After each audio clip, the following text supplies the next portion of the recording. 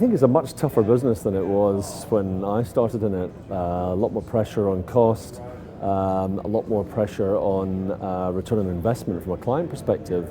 But the ability to innovate is probably greater than it's ever been, just because of the proliferation of channels, the ability to get your message out in so many different ways that we didn't have 10 or certainly 20 years ago. And therefore the ability to make sure that brands communicate in a very authentic way and in a way that is consistent across those channels is quite different and very exciting for people who are coming into the business now.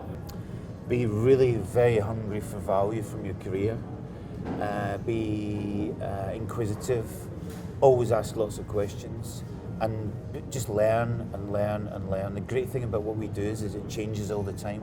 We're all learning every day and just never stop learning.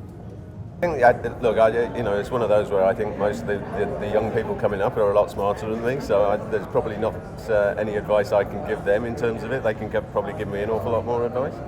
But I think going forward, there's a few things that are going to be fundamental to leading. I think not all forms of leadership, you were the person who knew and told people what to do.